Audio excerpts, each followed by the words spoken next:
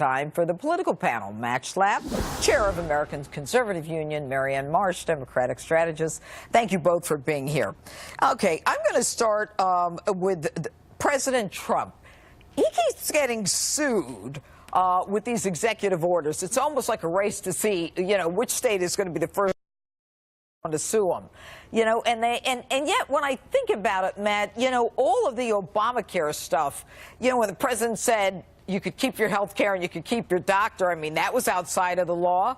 And since the judges are reaching outside of the executive order and the law itself, why wasn't Obama sued for those lies and so those mischaracterizations? You know what's funny, Judge, is he was a constitutional law professor, and he was overturned more times by the federal judiciary than any other modern president. So he actually was overturned a whole bunch. And it's true, on Obamacare, he reached and grabbed extra powers to make all kinds of changes in it. And the difference is, I think, with President Trump is that this judge in Hawaii, he didn't even read the executive order. He basically saw him at a rally and said, I think he has animus towards Muslims, so I'm going to rule this out of order. It is absurd, and it angers people. Well, okay, but you know what? I'm going to move on to the budget. Marianne, I'm going to ask you about the budget. Look, it's the president proposes and Congress disposes, or whatever it is, the blueprint. Now, there are those who say that, it's a good thing that he hasn't really added anything, but he's taken away some stuff.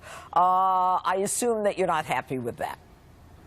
Well, I think what's interesting is Republicans have always done a really great job at convincing low-income voters to vote against their own economic interests. And nobody's done that better than Donald Trump, and his budget reflects that. And he even admitted that very thing in his interview with Tucker Carlson this week, where Tucker challenged him on this and said on a number of things, especially in terms of low-income housing, heating programs, Meals on Wheels, things like that, 500,000 veterans won't get their Meals on Wheels because of Donald Trump's budget, for example, yet he wants to help veterans. So he went through and he said, in fact, some of these things are the opposite. Donald Trump admitted that. So I don't think this budget is really going to go that far, because even Republicans oppose a lot of it, and they're up in 2018 long for Donald Trump is. But Matt, what do you say to the truth is that all of the entitlements, and the president promised that, Medicare and Social Security untouched, but he didn't add anything to the budget. So what about these things like Meals on Wheels? I think what Marianne is missing is that a lot of Americans who don't make a lot of money, whether you want to call them middle class or lower middle class or the working poor, they feel like they're actually picking up more and more of the expenses of people who don't work. For instance, Obamacare and the expansion of Obamacare, it was about able-bodied people who aren't working. And I think that's where the people who are working get frustrated. They want to make sure that they don't have to pay for people they don't want to pull the wagon when there's so many people sitting idly in the wagon. When it comes to Meals on Wheels, these are great programs, but we have to ask ourselves, when we're $20 trillion in debt, can we just keep borrowing more and more on our grandkids' credit card? And I think Donald Trump is saying no, it makes no sense. Well, but Matt, isn't part of the argument that this is something that is better handled by the individual states? Absolutely. That it's not so much that he's not in favor of some of these programs, but they should be handled by the states, and that, the fact that he hasn't added to the deficit, and that what he's trying to do is keep some of these programs literally untouched, and that if people want to be charitable, like things like the Endowment for the Arts, that they can do it directly, as opposed to burdening people who can barely make their taxes and pay their bills. That's right. When we have these... Let's let Marianne answer that. Sure.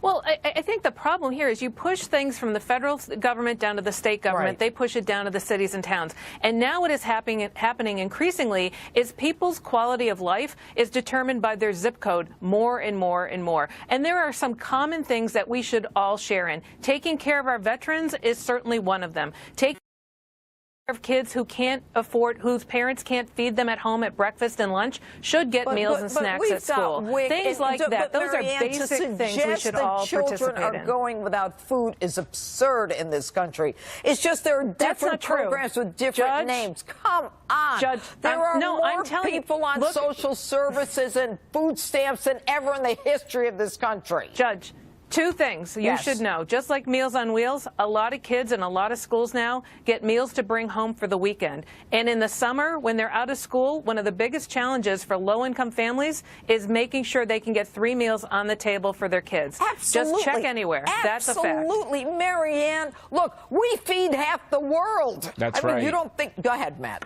No, this is exactly right, which is, look, Marianne, I think there comes a point where it's not about are we compassionate, but there comes a point in all this where common, everyday working class folks feel like that their taxes and their expenses and paying for government, let's face it, it takes 2 incomes in most families just to pay for all the government in the course of a year. Every year it takes further into that year to get to the point where the money you make after that point you can actually keep. And it's getting to the point where there was a little bit of a political revolt on Election Day. I don't know if you were paying attention, where people were saying, hey, we are tired of the idea that all of us who don't make that much money have to pay for everybody else who seems to be making bad lifestyle choices. We all care about kids, but at a certain point, we have to have responsibility. Matt, look, there isn't anyone who doesn't think that kids should be getting food. That's right. But to say that without the Meals on Wheels, the veterans aren't getting, that's ridiculous. Look, the Veterans Administration has a $163 billion bloated budget. I think they ought to